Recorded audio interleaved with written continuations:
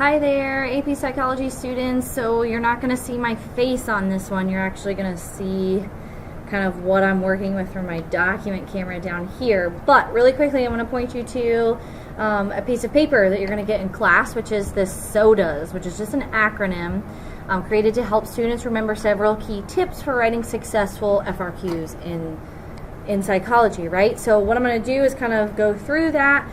I'm going to give you an example question, and then I'm going to actually show you how you're going to then write it on this piece of paper. So let me first show you. Well, here, let me tell you this. So this piece of paper here that I'm going to be writing on is the exact piece of paper that you're going to be writing your FRQs on in our class, and I'll kind of explain a little bit when you get into class. But you don't want to write any more than what's on this paper, because that means you're taking up too much time, and that much writing is really not even necessary. So let me go through SOTAs here. So S is space. Students should leave about 5 lines blank between each separate component of their answer. So let me kind of show you how we're going to do that. Let me give you this example FRQ here. This is from 2017. 30-year-old Kent found a bag containing several $1,000s in the park. He is discussing this. He's discussing with his family whether to give the money to the appropriate authorities or to keep the money. Explain how each of the following psychological concepts could influence Kent's decision-making process. This is the format that you will very commonly, it's very popular that you're going to find this exact format in our FRQs and the ones from College Board, and that they give you a scenario and they ask you to apply the terms. So if you look back at SOTAs, then the O is that you answer in order. So students should answer the components often presented in bullet points, hence the bullet points there, in the same sequence they are listed in the question, and here's why. So let's say that I'm going to answer antisocial personality disorder because I know that best, and I do that up here. Well, let's say that I don't write antisocial personality disorder to say that's what I'm addressing. If you don't say the word, they have to grade it as if you are answering it in order.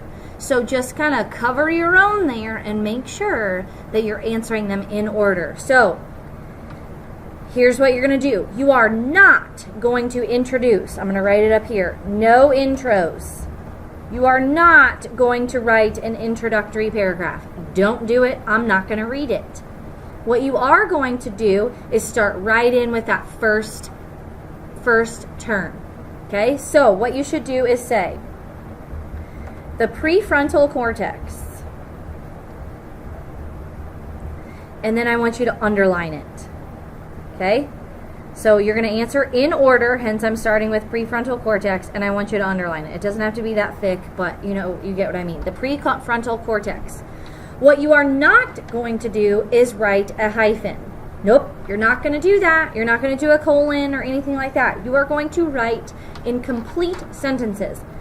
So you're going to write, the prefrontal cortex is the frontal lobe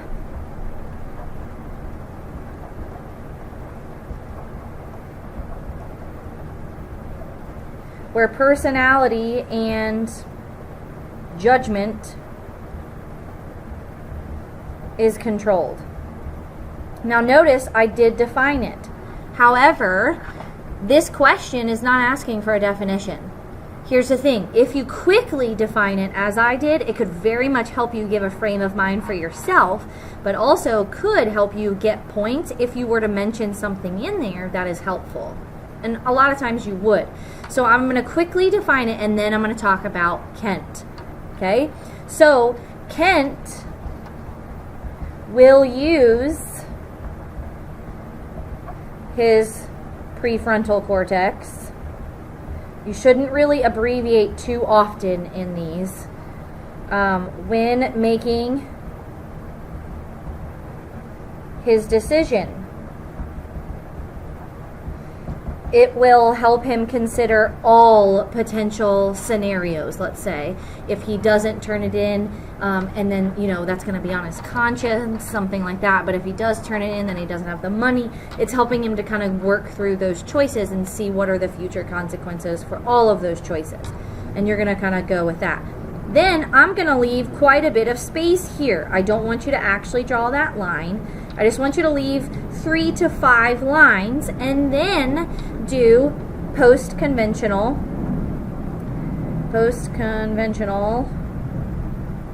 moral reasoning, the next term. Obviously, these are not the terms on the FRQ that you have in front of you right now, but this is just an example. Post-conventional moral reasoning is, and then I go on to define that, and then in the next sentence, I'm going to apply it to Kent.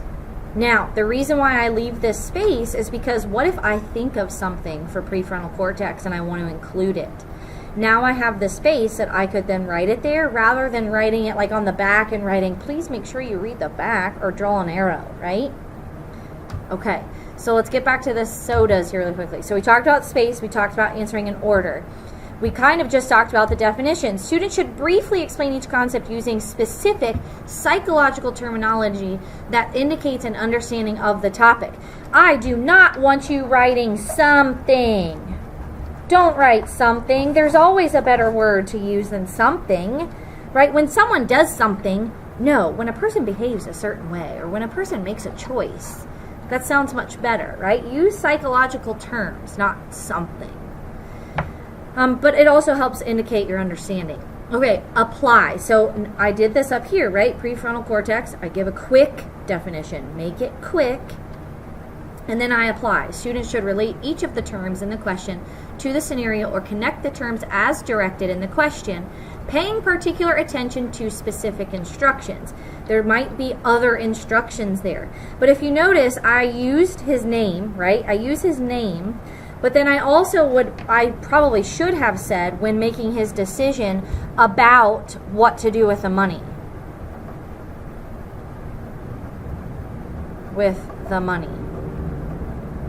Right? Because what that does is shows I am using details from this scenario. I'm using language like Kent and money, right? About from the scenario so that I'm showing both the term of the frontal lobe, prefrontal cortex, and the scenario. Use language from the prompt. It's huge. And then the last one is synonyms. So when I go to define post-conventional moral reasoning is, right, I define that. I'm not going to use the terms to define it. I'm not going to say post-conventional moral reasoning is a stage of moral reasoning. No. I might say that it's a stage in moral development where people make decisions based off of an understanding of how things work in the universe, right? Having a greater understanding of morality and making good choices as a human being. There I've used synonyms, I've used words other than just what's in the term itself. The last thing is do not write a conclusion. No conclusions either. Don't do any transitions. No transitions. You do not need to connect the terms. You do not need to connect the terms. Just state the term. The prefrontal cortex is blah, blah, blah. It applies to this scenario because, and then use details from the scenario. And then go right into the next term.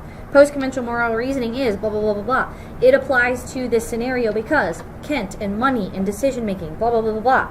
And then the next term. Leaving space, making sure you define, apply, use synonyms, answer in order, and you're going to rock it. Everybody's going to do great. I believe in you. Have a great